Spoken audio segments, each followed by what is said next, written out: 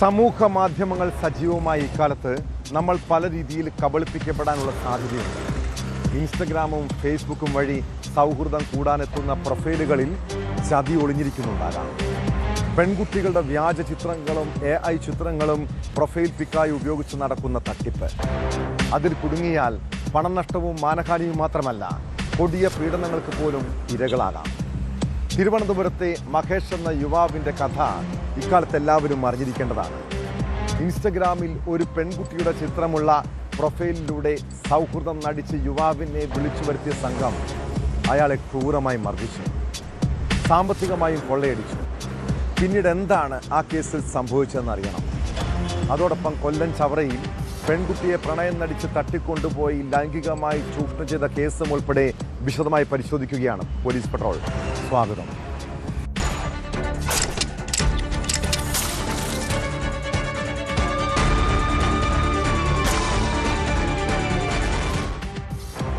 ഇൻസ്റ്റഗ്രാമിൽ സുന്ദരികളായ പെൺകുട്ടികളുടെ പ്രൊഫൈൽ ചിത്രം കണ്ട് സൗഹൃദം കൂടാൻ പോകുന്നവരുടെ ശ്രദ്ധയ്ക്ക് ഇക്കാലത്ത് ഹണി ട്രാപ്പും പ്രണയക്കെണിയുമൊക്കെ സമൂഹ മാധ്യമങ്ങൾ വഴിയാണ്. പെൺകുട്ടികളുടെ വ്യാജ ചിത്രങ്ങളും AI ചിത്രങ്ങളും ഉപയോഗിച്ച് ഇൻസ്റ്റഗ്രാമിലും ഫേസ്ബുക്കിലും പ്രൊഫൈലുകൾ ക്രിയേറ്റ് ചെയ്ത് തട്ടിപ്പ് നടത്തുന്ന സംഘങ്ങളുണ്ട്. കൊല്ലം കുന്നത്തൂർ സ്വദേശി മഹേഷ് എന്ന ചെറുപ്പക്കാരനെ ചതിയിൽപ്പെടുത്തിയത് ഇൻസ്റ്റഗ്രാമിലെ ഒരു പെൺകെണിയാണ്. പെൺകുട്ടി എന്ന വ്യാജേന ചാറ്റ് ചെയ്ത് യുവാവിനെ വിളിച്ചു വരുത്തിയ സംഘം അയാളെ ക്രൂരമായി മർദ്ദിച്ചു. പിന്നീട് തടങ്കലിൽ വെച്ച് പണവും മൊബൈൽ ഫോണും കൊള്ളയടിച്ചു. കേസിൽ തട്ടിപ്പ് സംഘത്തിലെ 6 പേരെ പോലീസ് അറസ്റ്റ് ചെയ്തു. +2 വിദ്യാർത്ഥികൾ ഉൾപ്പെടുന്ന സംഘമാണ് പിടിയിലായത്.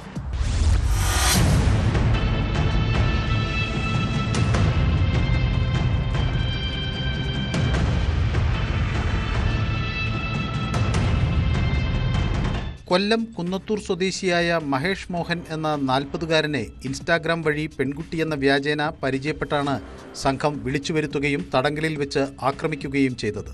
സംഭവവുമായി ബന്ധപ്പെട്ട് കീഴാറ്റൂർ സ്വദേശി നിതിൻ, ഇയാളുടെ സഹോദരൻ നിതീഷ്, ആര്യങ്കോട് സ്വദേശി ശ്രീജിത്ത്, ബാലരാമപുരം സ്വദേശി അഖിൽ എന്നിവർ പിടിയിലായി. ഇവർക്ക് പുറമെ 2 +2 വിദ്യാർത്ഥികളും സംഘത്തിലുണ്ട്. സമൂഹമാധ്യമങ്ങളിൽ പെൺകുട്ടികളുടെ ചിത്രങ്ങൾ പ്രൊഫൈലായി ഇട്ട ശേഷം ചാറ്റിങ്ങിലൂടെ ഇരകളെ വീഴ്ത്തുകയാണ് ഇവരുടെ രീതി. മഹേഷ് മോഹനെ കഴിഞ്ഞ 22-ാം തീയതി ആര്യൻകോട്ടയിലേക്ക് വിളിച്ചു വരുത്തുകയായിരുന്നു. സമൂഹമാധ്യമങ്ങളിലൂടെ പരിചയപ്പെട്ട പെൺകുട്ടി ഒറ്റയ്ക്കാണുള്ളത് എന്നു പറഞ്ഞാണ് സംഘം വീട്ടിലേക്ക് വിളിച്ചു വരുത്തിയത്. തുടർന്ന് തടങ്കലിൽ പാർപ്പിച്ച് മൃഗീയമായി മർദ്ദിക്കുകയും ചെയ്തു. ശരീരമാസകലം കത്തിക്കൊണ്ട് മാരകമായി മുറിവേൽപ്പിച്ച ശേഷം മഹേഷിന്റെ സ്മാർട്ട് ഫോണും ATM-ൽ നിന്നുള്ള പണവും സംഘം കവർന്നു. മോചനദ്രവ്യമായി 2 ലക്ഷം രൂപ ആവശ്യപ്പെട്ടുകൊണ്ട് ശരീരമാസകലം കത്തിക്കൊണ്ട് മാരകമായി മുറിവേൽപ്പിക്കുകയും ചെയ്തു. കൈ അടിച്ചൊടിക്കുകയും കൈയിലെ നഖം വലിച്ചു പിഴുത് ദേഹോപദ്രവം ഏൽപ്പിക്കുകയും ചെയ്തു. ഇതിനിടെയാണ് മഹേഷിന്റെ ATM കാർഡും പിൻ നമ്പറും കൈവശപ്പെടുത്തിയതും പണം തട്ടിയത്. 1 ലക്ഷം രൂപ അടിയന്തരമായി നൽകിയില്ലെങ്കിൽ പോക്സോ കേസിൽ കൊടുക്കുമെന്ന് പറഞ്ഞാണ് ഭീഷണിപ്പെടുത്തിയത്. പണം കൈവശമില്ല എന്ന് ബോധ്യപ്പെട്ടതോടെ മഹേഷിനെ സംഘം നെയ്യാറ്റിൻകരയിൽ ഉപേക്ഷിച്ചു. എന്നാൽ വഴിതെറ്റി പാറശാലയിലെത്തിയ മഹേഷ് തന്റെ ദുരവസ്ഥകൾ പാറശാല പോലീസിന് മുന്നിൽ പറഞ്ഞതോടെയാണ് സംഭവത്തിന്റെ ചുരുളഴിയുന്നത്.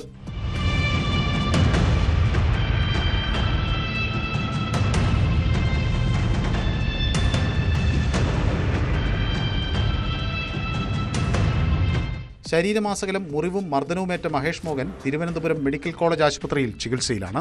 പാറശാല സ്റ്റേഷനിൽ നിന്ന് ലഭിച്ച വിവരത്തിന്റെ അടിസ്ഥാനത്തിൽ ആര്യൻകോട് പോലീസ് പ്രതികളെ പിടികൂടുകയായിരുന്നു.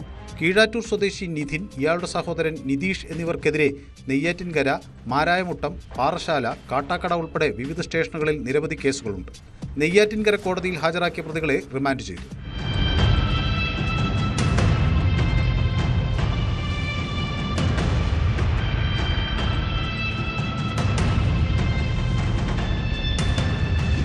ന്യൂസ് 18 നെയ്യാറ്റിൻകര.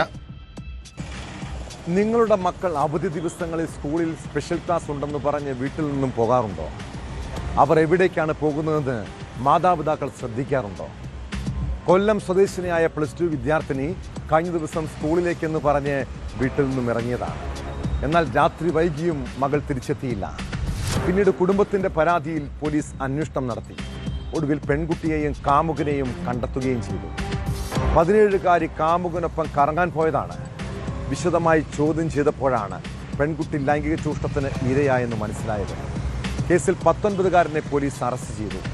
കൊല്ലം ചിതറയിൽ റോഡിലൂടെ നടന്നു പോകുകയായിരുന്ന 15-കാരിക്ക് നേരെ ലൈംഗികാതിക്രമം നടത്തിയ കേസിലും പ്രതിയെ പോലീസ് അറസ്റ്റ് ചെയ്തു.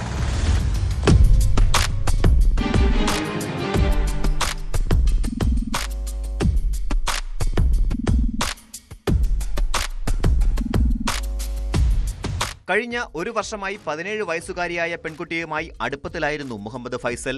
വീട്ടിൽ ആരുമില്ലാത്ത സമയങ്ങളിൽ വീട്ടിലെത്തി പെൺകുട്ടിയെ പലതവണ ലൈംഗിക പീഡനത്തിന് ഇരയാക്കുകയായിരുന്നു. കഴിഞ്ഞ ഒരാഴ്ച മുമ്പ് ഇയാൾ പെൺകുട്ടിയെ വിളിച്ചു വരുത്തി എറണാകുളത്തേക്ക് കൊണ്ടുപോയതിനെ തുടർന്ന് മാതാപിതാക്കളുടെ പരാതിയിൽ പോലീസ് കേസെടുത്തിരുന്നു. തുടർന്ന് പള്ളിക്കൽ പോലീസ് എറണാകുളത്ത് നിന്ന് പെൺകുട്ടിയെയും യുവാവിനെയും കസ്റ്റഡിയിലെടുത്തു.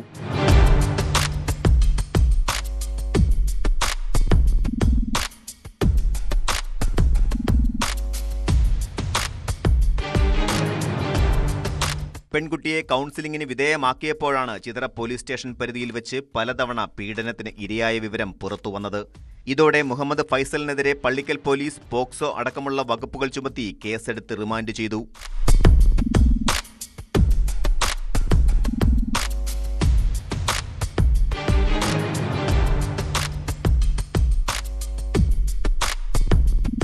ചിതറയിൽ റോഡിലൂടെ നടന്നു പോകുകയായിരുന്ന 15 വയസ്സുകാരിയോടായിരുന്നു സുമേഷ് എന്ന യുവാവിന്റെ പരാക്രമം. പിന്തുടർന്ന് ഉപദ്രവിക്കുകയും നഗ്നതാ പ്രദർശനം നടത്തുകയും ചെയ്തെന്നാണ് കേസ്. മാങ്കോട് എരപ്പിൽ സ്വദേശി സുമേഷിനെയാണ് പോലീസ് അറസ്റ്റ് ചെയ്തത്.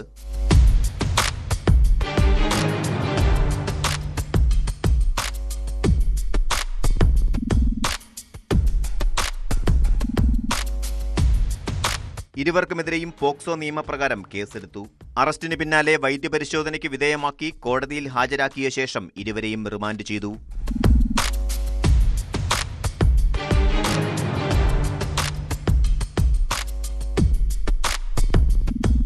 ന്യൂസ് 18 കൊട്ടാരക്കര. മലയാളികളുടെ ഉറക്കം കെടുത്തുന്ന കുറുവ സംഘത്തിന്റെ കഥകൾ കുറേ നമ്മൾ കേട്ടിട്ടുണ്ട്. കവർച്ച ലക്ഷ്യമിട്ടാണ് ഇവർ തമിഴ്നാട്ടിലെ തിരുട്ട് ഗ്രാമത്തിൽ നിന്നും കേരളത്തിലേക്ക് എത്താറുള്ളത്. എന്നാൽ ഇക്കൂട്ടത്തിൽ കൊടും ക്രിമിനലുകളുണ്ട്. പെൺകുട്ടികളെയും സ്ത്രീകളെയും തക്കം കിട്ടിയാൽ അവർ ലൈംഗികമായി ചൂഷണം ചെയ്യും. കോഴിക്കോട് കൊയിലാണ്ടിയിൽ 13-കാരിയെ പീഡിപ്പിച്ചത് കുറുവ സംഘത്തിൽപ്പെട്ടയാളാണ്. സംഭവത്തിന് ശേഷം രക്ഷപ്പെട്ട പ്രതിയെ തിരുട്ട് ഗ്രാമത്തിൽ നിന്നും പോലീസ് കസ്റ്റഡിയിലെടുത്തു. തമിഴ്നാട്ടിൽ കളവ്, വധശ്രമം ഉൾപ്പെടെ 5ഓളം കേസിലെ പ്രതിയാണ് പിടിയിലായ ബാലാജി.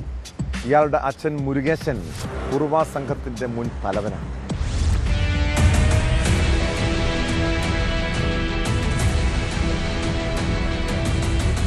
കൊയിലാണ്ടിയിൽ 13 വയസ്സുകാരിയെ പീഡിപ്പിച്ച് കടന്നുകളഞ്ഞയാളെ തമിഴ്നാട്ടിൽ നിന്ന് പിടികൂടിയത് അതിസാഹസികമായി. തഞ്ചാവൂർ പട്ടിത്തോപ്പ് തിരുട്ട് ഗ്രാമത്തിനടുത്തുള്ള ബാലാജിയെയാണ് കൊയിലാണ്ടി പോലീസ് ഏറെ പണിപ്പെട്ട് പിടികൂടിയത്.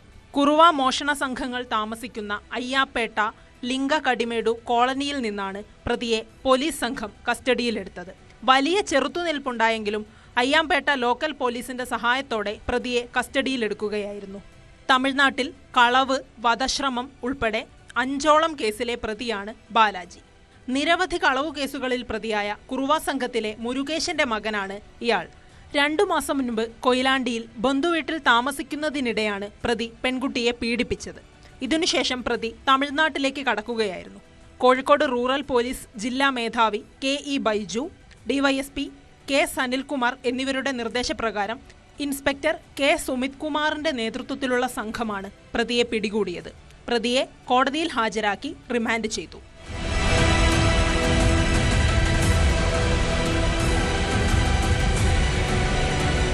ന്യൂസ് 18 കോഴിക്കോട്. അമിത മദ്യപാനവും ലഹരി ഉപയോഗവും പല രീതിയിലാണ് നമ്മുടെ ജീവിതം തകർക്കുന്നത്. ചിലരെ അത് അക്രമികളാക്കാം, മറ്റു ചിലർ സംശയരോഗികളാകാം. മലപ്പുറം കുറ്റിപ്പുറത്ത് ലഹരിക്കടിമയായ ഭർത്താവ് ഭാര്യയെ ഉപദ്രവിക്കുന്നത് പതിവാണ്. കുറ്റിപ്പുറം മൂടാൽ സ്വദേശിനി റുഖിയ ഭർത്താവിൻ്റെ അടിയും ചവിട്ടും കൊണ്ട് ജീവിക്കാൻ തുടങ്ങിയിട്ട് കുറേ നാളുകളായി. കഴിഞ്ഞ ദിവസം റുഖിയെ ഭർത്താവ് ഹൈദരലി വെട്ടി കൊലപ്പെടുത്താൻ ശ്രമിച്ചത് സംശയത്തിൻ്റെ പേരിലാണ്. റുഖിയെ വെട്ടുന്നത് തടയാൻ ശ്രമിച്ച മകൾക്കും പരിക്കേറ്റു. കഴുത്തിന് വെട്ടേറ്റ യുവതി ആശുപത്രിയിൽ ചികിത്സയിലാണ്. കേസിൽ ഹൈദരലിയെ പോലീസ് അറസ്റ്റ് ചെയ്തു.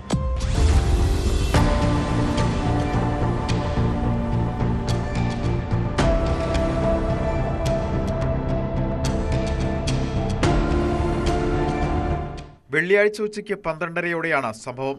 കഞ്ചാവിന് അടിമയായ മധ്യവയസ്കൻ സംശയരോഗം മൂർച്ഛിച്ച് ഭാര്യയെയും മക്കളെയും അരിവാൾ കൊണ്ട് വെട്ടി പരിക്കേൽപ്പിക്കുകയായിരുന്നു. കുറ്റിപ്പുറം മൂടാലിൽ വാടകയ്ക്ക് താമസിക്കുന്ന കുന്നത്ത് റൂക്കിയ എന്ന 40-കാരിക്കാണ് വെട്ടേറ്റത്. റൂക്കിയയെ വെട്ടുന്നത് തടയാൻ ശ്രമിച്ച ഇവരുടെ രണ്ടാമത്തെ മകൾക്കും പരിക്കേറ്റു. ഇരുവരെയും വെട്ടിക്കൊലപ്പെടുത്താൻ ശ്രമിച്ച റൂക്കിയയുടെ ഭർത്താവ് കുറ്റിപ്പുറം കൊടിക്കുന്ന് ഹൈദരാലി എന്ന മണിയെ പോലീസ് അറസ്റ്റ് ചെയ്തു. വീട്ടുവളപ്പിൽ സഹോദരിയുമായി സംസാരിച്ചു നിൽക്കുന്നതിനിടെ കഞ്ചാവ് ഉപയോഗിച്ചെത്തിയ ഭർത്താവ് ഹൈദരലി അരിവാൾ കൊണ്ട് കഴുത്തിന് വെട്ടുകയായിരുന്നു. കഴുത്തിന് മുകളിലാണ് റൂക്കിയയ്ക്ക് വെട്ടേറ്റത്. തടയാൻ ശ്രമിച്ച മകളെയും ആക്രമിച്ചതോടെ ബഹളം വെച്ചു. മകളുടെ ബഹളം കേട്ട് ഓടിയെത്തിയ നാട്ടുകാരാണ് റൂക്കിയയെ വളാഞ്ചേരിയിലെ നടക്കാവിൽ ആശുപത്രിയിലും മകളെ കുറ്റിപ്പുറം താലൂക്ക് ആശുപത്രിയിലും പ്രവേശിപ്പിച്ചത്. ഞാൻ എൻ്റെ വലിയ അങ്ങളുടെ പെണ്ണുങ്ങൾക്ക് വിളിച്ചിട്ട് കാര്യം പറയുന്നു, സങ്കടം പറയുന്നു. അതന്നെയാണ് സങ്കടം. ഞങ്ങനെ പിന്നെ ഇല്ലാത്തവരൊന്ന് പറയാണ് അങ്ങനെ എങ്ങനെയെന്നാണ് പിന്നോട് അങ്ങനെ പറഞ്ഞാൽ അത് ഒളിച്ച് നിന്ന് കേട്ടിട്ട് കുറച്ച് കഴിഞ്ഞിട്ടുണ്ട്. വന്നിട്ട് പിന്നെ അരുവാ കത്തി എടുത്തിട്ട് കുട്ടീൻ്റെ നേരക്ക് കാട്ടിയപ്പോൾ ഞാൻ ആ കത്തി പിടിച്ച് കഴിഞ്ഞാൽ പിന്നെ കുട്ടി ഓടി. വലിയോള് ഓടി, ചെറിയോള് പിന്നെ എന്നെ ഉപ്പ ഒന്നും ചെയ്യല്ലേ, ഉമ്മാനെ കൊല്ലല്ലേ പറഞ്ഞപ്പോൾ ഞാൻ അരുവാ കത്തി ഇതൊക്കെ പിടിച്ചതിലാണ് ഇത്ര പരിക്കായിട്ടുള്ളൂ. അല്ലെങ്കിൽ ഞാൻ എന്തായാലും എൻ്റെ ജീവൻ എന്ന് പോകും. ജീവൻ പോയില്ലെങ്കിലും പകുതി ജീവനല്ലേ ഞാൻ അവിടെ പോകുന്നു. ഭർത്താവ് ഹൈദരലി സംശയരോഗത്തിനടിമയാണെന്ന് ബന്ധുക്കൾ പറയുന്നു. കൂടാതെ ഏറെക്കാലമായി ഇയാൾ കഞ്ചാവ് ലഹരിക്കും അടിമയാണ്. സംശയരോഗം മൂർച്ഛിച്ചതാണ് ഇയാൾ റൂക്കിയയെ വെട്ടി പരിക്കേൽപ്പിച്ചത്.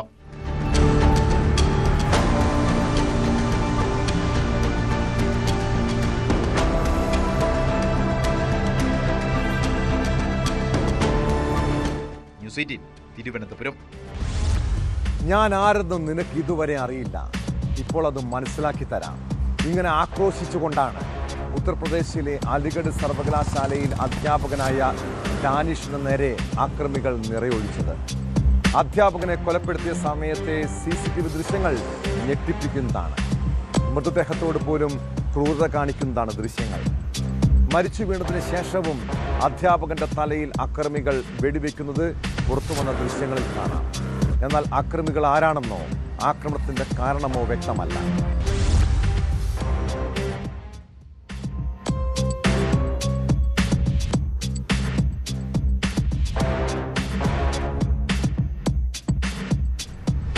സുഹൃത്തുക്കൾക്കൊപ്പം വൈകുന്നേരം നടക്കാനിറങ്ങുമ്പോഴാണ് അലിഗഡ് മുസ്ലിം സർവകലാശാല അധ്യാപകൻ ഡാനിഷ് അലി റാവു വെടിയേറ്റ് കൊല്ലപ്പെടുന്നത്. ബുധനാഴ്ച രാത്രി 8:50ഓടെ 2 സഹപ്രവർത്തകർക്കൊപ്പം ക്യാമ്പസിലൂടെ നടക്കവേ സ്കൂട്ടറിലെത്തിയ 2 പേർ തടഞ്ഞു നിർത്തി ഭീഷണിപ്പെടുത്തുകയും വെടിവയ്ക്കുകയുമായിരുന്നു. കെനഡി ഹാളിന് മുന്നിൽ ഒരു സംഘം പെട്ടെന്ന് ചിതറുന്നത് CCTV ദൃശ്യങ്ങളിൽ കാണാം. റാവു റോഡിൽ നിർജീവമായി കിടക്കുമ്പോൾ അക്രമികളിൽ ഒരാൾ കുനിഞ്ഞ് തലയിൽ തോക്കുവെച്ച് വെടിയുതിർക്കുന്നതും മനസ്സിലാക്കാമെന്ന് ദേശീയ മാധ്യമങ്ങൾ റിപ്പോർട്ട് ചെയ്യുന്നു. കുറഞ്ഞത് 6 തവണ വെടിയുതിർക്കുന്ന ശബ്ദവും വ്യക്തമാണ്.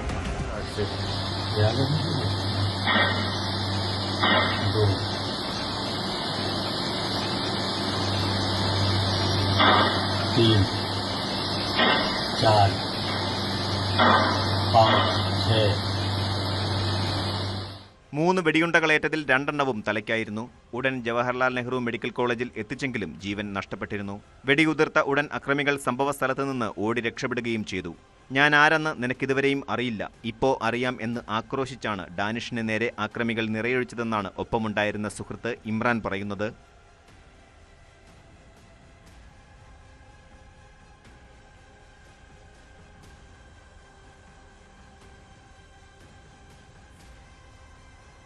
സർവകലാശാലയുടെ കീഴിലുള്ള ABK ഹൈസ്കൂളിൽ 10 വർഷത്തോളമായി കമ്പ്യൂട്ടർ അധ്യാപകനായിരുന്നു ഡാനിഷ്. യൂണിവേഴ്സിറ്റിയിലെ പൂർവ്വ വിദ്യാർത്ഥി കൂടിയാണ് കൊല്ലപ്പെട്ട ഡാനിഷ്. അക്രമികൾ ആരാണെന്നോ അക്രമത്തിന്റെ കാരണം എന്താണെന്നോ ഇപ്പോഴും അവ്യക്തമാണ്. സംഭവത്തിൽ BJP സർക്കാരിനെതിരെ വിമർശനം ശക്തമായിട്ടുണ്ട്.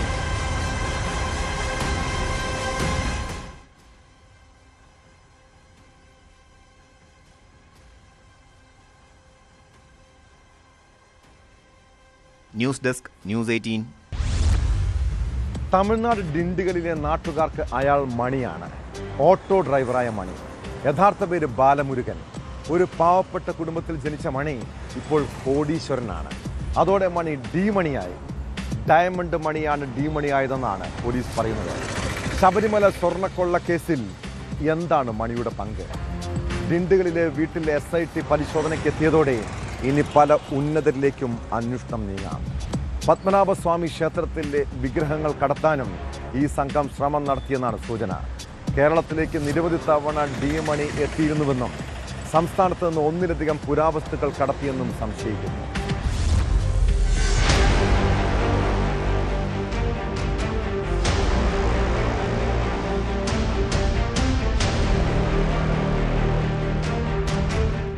ശബരിമല സ്വർണ്ണക്കൊള്ളക്കേസിൽ തമിഴ്നാട് കേന്ദ്രീകരിച്ചാണ് പ്രത്യേക അന്വേഷണ സംഘത്തിന്റെ നിർണായക നീക്കം. പ്രമുഖ വ്യവസായിയുടെ മൊഴിയിലുണ്ടായിരുന്ന ഡി മണിയെ ചോദ്യം ചെയ്ത SIT അയാളുടെ സ്ഥാപനങ്ങളിലും വീട്ടിലും പരിശോധന നടത്തി.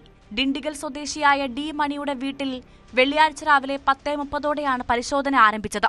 മുൻ പ്രതിപക്ഷ നേതാവ് രമേശ് ചെന്നിത്തലയും അദ്ദേഹത്തിന്റെ സുഹൃത്തായ ഒരു വിദേശ വ്യവസായിയും നൽകിയ മൊഴികളുടെ അടിസ്ഥാനത്തിലാണ് അന്വേഷണം കേരളത്തിന് പുറത്തേക്ക് വ്യാപിപ്പിച്ചത്. ഡി മണി ശബരിമലയിലെ പഞ്ചലോഹ വിഗ്രഹങ്ങൾ വാങ്ങിയെന്നായിരുന്നു വിദേശ വ്യവസായിയുടെ മൊഴിയിലുണ്ടായിരുന്നത്. ഇതേ തുടർന്നാണ് പരിശോധനയ്ക്ക് പ്രത്യേക അന്വേഷണ സംഘം സെർച്ച് വാറന്റുമായി പുറപ്പെട്ടത്. കഴിഞ്ഞ ദിവസവും ഡി മണിയെ SIT ചോദ്യം ചെയ്തിരുന്നു. അതേസമയം ബാലമുരുകന്റെ സുഹൃത്തായ ശ്രീകൃഷ്ണന്റെ വീട്ടിലും പോലീസ് പരിശോധന നടത്തി. ഇയാളെയും ചോദ്യം ചെയ്തിരുന്നു. വിരുദനഗറിലാണ് ശ്രീകൃഷ്ണൻ താമസിക്കുന്നത്. ഡിവൈഎസ്പിയുടെ നേതൃത്വത്തിലാണ് കേരളത്തിൽ നിന്നുള്ള പോലീസ് സംഘം പരിശോധനയ്ക്കെത്തിയത്. ബാലമുരുകൻ എന്നാണ് ഡി മണിയുടെ യഥാർത്ഥ പേര്. ഡയമണ്ട് മണി, ദാവൂദ് മണി എന്നിങ്ങനെ പല പേരുകളിൽ അറിയപ്പെടുന്ന ഇയാളെ അന്വേഷണ സംഘം നേരത്തെ തന്നെ ലൊക്കേറ്റ് ചെയ്തിരുന്നു. മധുരയ്ക്ക് സമീപമുള്ള ഡിണ്ടിഗൽ, വിരുദുനഗർ എന്നീ മേഖലകളിലാണ് സ്പെഷ്യൽ സ്ക്വാഡ് പരിശോധന നടത്തിയത്. ഡി മണിയും സംഘവും നേരത്തെ ഇറീഡിയം തട്ടിപ്പുൾപ്പെടെയുള്ള വലിയ സാമ്പത്തിക തട്ടിപ്പ് കേസുകളിൽ പ്രതികളായിട്ടുള്ളവരാണ്. പഴയകാല കരകൗശല വസ്തുക്കളും ലോഹ ഉൽപ്പന്നങ്ങളും വിൽക്കുന്നതിന്റെ മറവിൽ ജനങ്ങളെ പറ്റിച്ച് വലിയ തുക സമ്പാദിക്കുന്ന രീതിയാണ് ഇവരുടേത്. ഇത്തരത്തിൽ തട്ടിപ്പ് നടത്തുന്ന ഈ സംഘത്തിന് ഉണ്ണികൃഷ്ണൻ പോറ്റിയുമായി അടുത്ത ബന്ധമുണ്ടെന്നാണ് SITക്ക് ലഭിച്ചിരുന്ന സൂചന. തിരുവനന്തപുരത്ത് വെച്ച് ഉണ്ണികൃഷ്ണൻ പോറ്റിയുമായി ഇവർ ഇടപാടുകൾ നടത്തിയിട്ടുണ്ടോ എന്നും ആ വഴിക്ക് സ്വർണ്ണപ്പാളികൾ കൈമാറ്റം ചെയ്യപ്പെട്ടിട്ടുണ്ടോ എന്നുമാണ് പോലീസ് ഇപ്പോൾ പരിശോധിക്കുന്നത്. അതേസമയം താൻ ഡി മണി അല്ലെന്നായിരുന്നു ചോദ്യം ചെയ്യലിന് ശേഷം ഇയാൾ പ്രതികരിച്ചത്. എന്നാൽ MS മണി തന്നെയാണ് ഡി മണിയെന്ന് SIT സ്ഥിരീകരിച്ചു. MS മണിയുടെ ചിത്രങ്ങൾ സ്വർണ്ണക്കൊള്ളക്കേസ് അന്വേഷിക്കുന്ന പ്രത്യേക അന്വേഷണ സംഘം വിദേശ വ്യവസായിക്ക് അയച്ചു കൊടുത്തിരുന്നു. ചിത്രങ്ങൾ കണ്ട വ്യവസായി ഇതുതന്നെയാണ് ഡി മണിയെന്ന് സ്ഥിരീകരിക്കുകയായിരുന്നു. ശബരിമല സ്വർണ്ണക്കടത്ത് സംബന്ധിച്ച് രമേശ് ചെന്നിത്തല പരാമർശിച്ച വ്യവസായിയുടെ മൊഴിയിലെ പ്രധാനപ്പെട്ട കണ്ണിയാണ് ഡി മണി. ഉണ്ണികൃഷ്ണൻ പോറ്റി ഇടനിലക്കാരനായി 4 പഞ്ചലോഹ വിഗ്രഹങ്ങൾ കടത്തിയെന്നായിരുന്നു വ്യവസായിയുടെ മൊഴി. ഉണ്ണികൃഷ്ണൻ പോറ്റി ഇടനിലയായി ശബരിമലയിലെ ഉന്നതൻ പണം വാങ്ങിയെന്നും വ്യവസായി മൊഴി നൽകിയിരുന്നു. പുരാവസ്തു കടത്ത് സംഘത്തിലുള്ള ഡി മണിയാണ് വിഗ്രഹങ്ങൾ വാങ്ങിച്ചതെന്നും തിരുവനന്തപുരത്തെ ഹോട്ടലിൽ വെച്ചായിരുന്നു ഇടപാടുകളെന്നുമായിരുന്നു ഇയാളുടെ മൊഴി. മണിയെ SIT സംഘം 2 ദിവസമായി ചോദ്യം ചെയ്തു വരികയാണ്. പിന്നാലെ രമേശ് ചെന്നിത്തല ചൂണ്ടിക്കാണിച്ച വ്യവസായിയുടെ മൊഴിയിൽ കഴമ്പുണ്ടെന്ന നിഗമനത്തിലേക്ക് കേസ് അന്വേഷിക്കുന്ന പ്രത്യേക അന്വേഷണ സംഘം എത്തിയിരുന്നു. പത്മനാഭസ്വാമി ക്ഷേത്രത്തിലെ വിഗ്രഹങ്ങൾ കടത്താനും ശ്രമം നടന്നു. കേരളത്തിലേക്ക് നിരവധി തവണ ഡി മണി എത്തിയിരുന്നുവെന്നും സംസ്ഥാനത്ത് നിന്ന് ഒന്നിലധികം തവണ പുരാവസ്തു കടത്തിയെന്നും മൊഴിയിലുണ്ട്. ഡിണ്ടിഗൽ, വിരുദുനഗർ, മധുര എന്നീ മേഖലകളിൽ കഴിഞ്ഞ ഒരാഴ്ചയായി SIT സ്ക്വാഡ് പരിശോധന നടത്തിവരികയാണ്.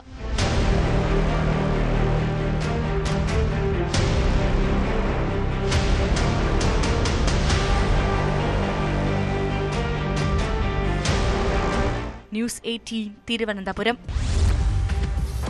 വിഷാദരോഗവും മാനസിക പ്രശ്നങ്ങളും കുടുംബത്തർക്കവും ഉണ്ടാകുമ്പോൾ എന്തിനാണ് ഇങ്ങനെ ജീവിക്കുന്നതെന്ന് ചിലപ്പോൾ തോന്നാറുണ്ടോ?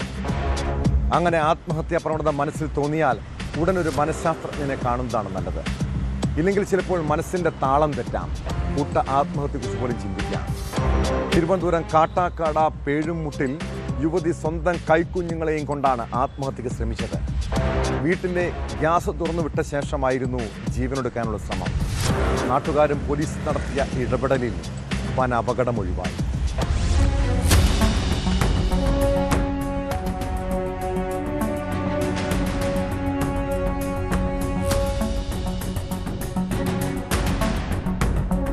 ഇന്നലെ രാത്രിയായിരുന്നു സംഭവം. തിരുവനന്തപുരം കാട്ടാക്കട പൂവച്ചൽ പേഴുമൂട് പെട്രോൾ പമ്പിന് സമീപം വാടകയ്ക്ക് താമസിച്ചിരുന്ന 29-കാരി യുവതിയാണ് 2 കുട്ടികളുമായി ആത്മഹത്യയ്ക്ക് ശ്രമിച്ചത്. കുറ്റിച്ചൽ കള്ളോട് സ്വദേശിനിയായ യുവതിയുടെ ഭർത്താവ് വിദേശത്താണ്. 2 കുട്ടികളുമായി വാടക കെട്ടിടത്തിലാണ് താമസിച്ചിരുന്നത്. കെട്ടിടത്തിലെ മറ്റു റൂമുകളിലായി 2 കുടുംബങ്ങൾ കൂടി താമസമുണ്ടായിരുന്നു. വീട്ടിൽ നിന്ന് ഗ്യാസിന്റെ മണം അനുഭവപ്പെട്ടതിനെ തുടർന്ന് സമീപവാസികൾ പുറത്തിറങ്ങിയപ്പോഴാണ് യുവതിയുടെ മകൻ ഭയന്ന് ഓടി വരുന്നത് കണ്ടത്. വിവരം അറിഞ്ഞെത്തിയ നാട്ടുകാരും സമീപവാസികളും ചേർന്ന് പാചകവാതക സിലിണ്ടർ ഓഫ് ചെയ്ത് സ്ഥിതി നിയന്ത്രണ വിധേയമാക്കി. അതിനിടെ വിവരമറിഞ്ഞ സമീപവാസികൾ പലരും കൈക്കുഞ്ഞുങ്ങളെയും എടുത്ത് സുരക്ഷിതമായി പുറത്തേക്ക് മാറിയിരുന്നു. പോലീസ് സ്ഥലത്തെത്തി യുവതിയുടെ കുട്ടികളെ ബന്ധുക്കൾക്ക് കൈമാറുകയും തുടർന്ന് യുവതിയെ ചികിത്സയ്ക്കായി ആശുപത്രിയിലേക്ക് മാറ്റുകയും ചെയ്തു. യുവതി ഇത്തരമൊരു ശ്രമം നടത്താൻ കാരണമെന്തെന്ന് വ്യക്തമായിട്ടില്ല. ഇവർക്ക് മാനസിക പ്രശ്നങ്ങൾ ഉണ്ടായിരുന്നുവെന്ന് സമീപവാസികൾ പറയുന്നു. സംഭവത്തിൽ പോലീസ് വിശദമായ അന്വേഷണം ആരംഭിച്ചു. ആശുപത്രിയിൽ കഴിയുന്ന യുവതിയുടെ ആരോഗ്യനില തൃപ്തികരമാണെന്നാണ് അധികൃതർ അറിയിക്കുന്നത്.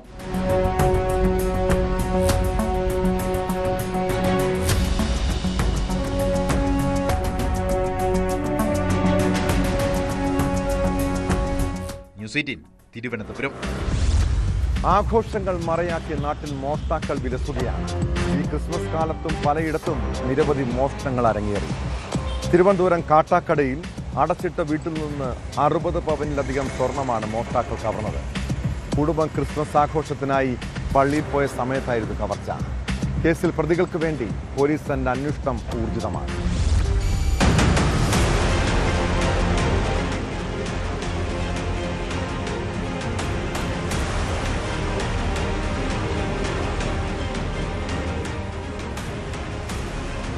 കാട്ടാക്കട, കാട്ടക്കോട്, കൊറ്റംകുഴി, തുഴുക്കൽ കോണം ഷൈൻകുമാറിന്റെ വീട്ടിലാണ് മോഷണം നടന്നത്. വൈകുന്നേരം 6 മണിക്കും രാത്രി 9 മണിക്കും ഇടയിലാണ് മോഷ്ടാക്കൾ വീടിനുള്ളിൽ കയറിയത്. വീട്ടുകാർ ഈ സമയം സമീപത്തെ പള്ളിയിൽ ക്രിസ്മസ് ആഘോഷത്തിന് പങ്കെടുക്കുകയായിരുന്നു. 9 മണിയോടെ ഷൈൻകുമാറിന്റെ ഭാര്യ അനുപ മടങ്ങിയെത്തിയപ്പോഴാണ് വീടിന്റെ മുൻഭാഗത്ത് ഇടതുവശത്തായുള്ള ഒരു വാതിൽ തുറന്നു കിടക്കുന്നത് ശ്രദ്ധയിൽപ്പെട്ടത്. ഇത് പൊളിച്ചാണ് കള്ളൻ അകത്ത് കടന്നത്. പിന്നാലെ വീടിനുള്ളിൽ കയറി നടത്തിയ പരിശോധനയിലാണ് വീട്ടിലെ കിടപ്പുമുറിയിലെ അലമാരയിൽ നിന്നും 60ലധികം പവൻ സ്വർണം മോഷണം പോയിരിക്കുന്നത് ശ്രദ്ധയിൽപ്പെട്ടത്. ഉടൻ തന്നെ ഭർത്താവിനെയും ബന്ധുക്കളെയും വിളിച്ചുകൂട്ടി കൂടുതൽ വിശദമായ പരിശോധന നടത്തുകയായിരുന്നു. കുട്ടികളുടേതും ഷൈൻകുമാറിന്റെ ഭാര്യ അനുപ, ഭാര്യ സഹോദരി അനുഷ എന്നിവരുടെയും മുഴുവൻ സ്വർണവും കള്ളൻ കൊണ്ടുപോയി. കുട്ടികളുടെ ബ്രേസ്ലെറ്റ്, വള, മോതിരം, നെക്ലസ് ഉൾപ്പെടെയുള്ള 60ലധികം പവനാണ് മോഷണം പോയത്. അനുപയുടെ സഹോദരിയും ഭർത്താവും സ്ഥലത്തില്ലാത്തതിനാൽ അവരുടെ സ്വർണവും ഇവിടെയാണ് സൂക്ഷിച്ചിരുന്നത്. ഇതുൾപ്പെടെയാണ് മോഷണം പോയിരിക്കുന്നത്. മുൻവാതിലിന് സമീപത്തായി ഉണ്ടായിരുന്ന വൈദ്യുതി ഫ്യൂസ് ഊരി എറിഞ്ഞ ശേഷമാണ് മോഷണം. കുടുംബം കാട്ടാക്കട പോലീസിൽ വിവരമറിയിച്ചതോടെ പോലീസ് സ്ഥലത്തെത്തി പ്രാഥമിക പരിശോധന നടത്തി. സ്ഥലത്ത് ഫോറൻസിക് പരിശോധന ഉൾപ്പെടെ നടത്തി മോഷ്ടാക്കളെ കണ്ടെത്താനുള്ള ഊർജിത ശ്രമത്തിലാണ് പോലീസ്.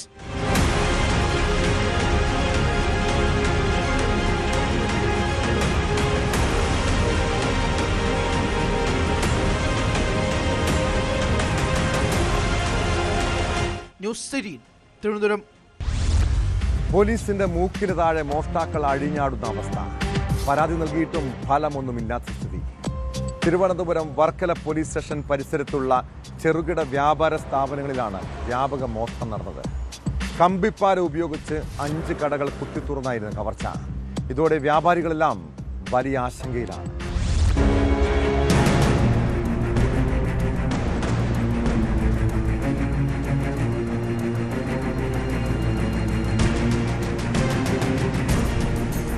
വർക്കല മൈതാനം പോലീസ് സ്റ്റേഷന്റെ സമീപത്തുള്ള ബങ്ക് കടകൾ ഉൾപ്പെടെയുള്ള ചെറുകിട വ്യാപാര സ്ഥാപനങ്ങളിലാണ് കഴിഞ്ഞ ദിവസം രാത്രി മോഷണം നടന്നത്.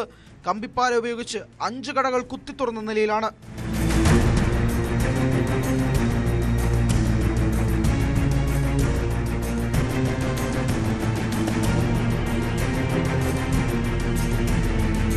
ഒരു മാസത്തിനു മുമ്പ് സബ് രജിസ്റ്റർ ഓഫീസിന് മുന്നിലുള്ള ബങ്ക് കട കുത്തിത്തുറന്ന് മോഷണം നടത്തിയിരുന്നു. ഇതിന്റെ CCTV ദൃശ്യങ്ങൾ പോലീസിന് നൽകിയിട്ടും യാതൊരു നടപടിയും സ്വീകരിച്ചില്ല എന്നും കടയുടമ പറയുന്നു. ഈ ഒരാഴ്ചയ്ക്ക് മറ്റ് 3ാമത്തെ തവണയാണ് ഇവിടെ എൻ്റെ കട കുത്തി തുറക്കുന്നത്. ഒരാഴ്ചയ്ക്കാകുമ്പോൾ 2 പ്രാവശ്യം ഞാൻ കംപ്ലൈൻറ്റ് ചെയ്തിട്ടൊന്നും ഒരു രക്ഷയുമില്ല, ഒരു കാര്യമില്ല. ഒരു പ്രാവശ്യം 2ാം പ്രാവശ്യം ഒരു ക്യാമറ ഇട്ട് നോക്കിയിട്ട് ആളുടെ മുഖം വ്യക്തമല്ലാന്ന് പറഞ്ഞ് അവരെ മോദിക്കും.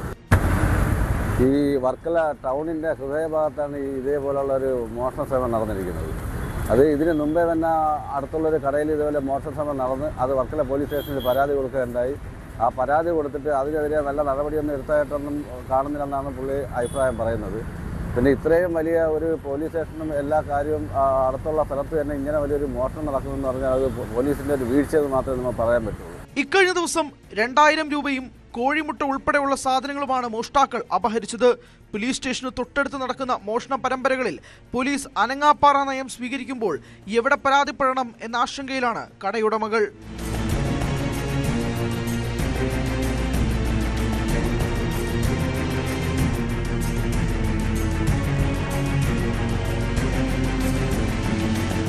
ന്യൂസ് 18 വർക്കല. മലപ്പുറം താനൂരിൽ പോലീസ് കസ്റ്റഡിയിൽ മരിച്ച താമിർ ജിഫ്രി ഓർക്കുന്നുണ്ടോ? 2 വർഷം മുൻപ് മയക്കുമരുന്ന് കേസിൽ കസ്റ്റഡിയിലിരിക്കെയാണ് താമിർ ജിഫ്രിയുടെ മരണം സംഭവിക്കുന്നത്. അന്ന് ജിഫ്രിക്കൊപ്പം 2 സുഹൃത്തുക്കളും പോലീസിന്റെ പിടിയിലായതാണ്. അവർ ഇപ്പോഴും പഴയ പണി തന്നെ തുടരുന്നു. ലഹരി കച്ചവടം തകൃതിയായി നടത്തുന്നു. എന്നാൽ പോലീസ് 2 പേർക്കും പിന്നാലെ തന്നെയുണ്ട്. 28 ഗ്രാം MDMA ആണ് ഇവരിൽ നിന്നും പിടിച്ചെടുത്തത്.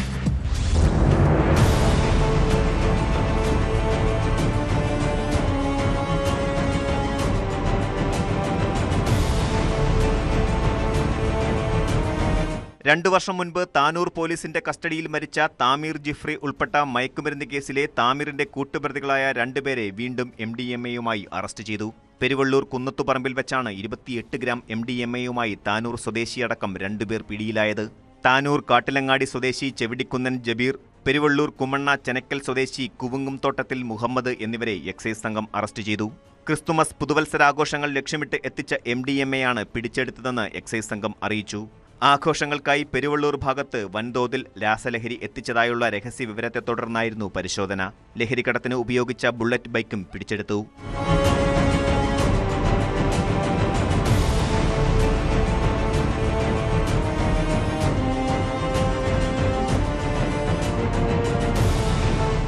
ന്യൂസ് 18 തിരൂർ. ക്രിസ്മസും പുതുവത്സരവും ലക്ഷ്യമിട്ട് ലഹരിയും വ്യാജമദ്യവും വ്യാപകമായി ഒഴുകുന്നുണ്ട്. മലപ്പുറം അരീക്കോട് പുതുവർഷം ലക്ഷ്യമിട്ട് വിൽപ്പനയ്ക്ക് വീട്ടിൽ സൂക്ഷിച്ച 28 ലിറ്റർ ചാരായം എക്സൈസ് പിടികൂടി. അരീക്കോട് സ്വദേശി മെഹബൂബിനെയാണ് മഞ്ചേരി എക്സൈസും അരീക്കോട് പോലീസും ചേർന്ന് അറസ്റ്റ് ചെയ്തത്. കന്നാസുകളിലും പ്ലാസ്റ്റിക് കുപ്പികളിലുമായാണ് ചാരായം സൂക്ഷിച്ചിരുന്നത്.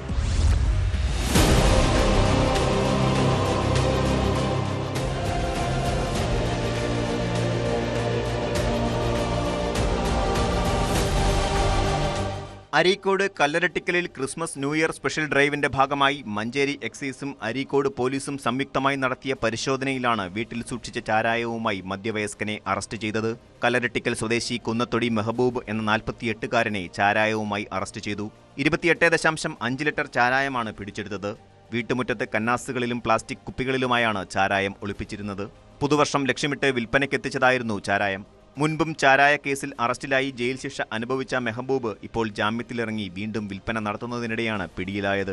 Manjeri excise range inspector V Naushad, Areekode SI-മാരായ Rekha V, Suresh Babu K, excise preventive ഓഫീസർമാരായ G Abhilash, Rajan Nelliyayi, civil excise officer Sunil T, CPO Vipin എന്നിവരടങ്ങിയ സംഘമാണ് പരിശോധന നടത്തിയത്. പ്രതിയെ പൊന്നാനി മുൻസിഫ് മജിസ്ട്രേറ്റ് മുമ്പാകെ ഹാജരാക്കി മഞ്ചേരി സബ് ജയിലിലേക്ക് റിമാൻഡ് ചെയ്തു.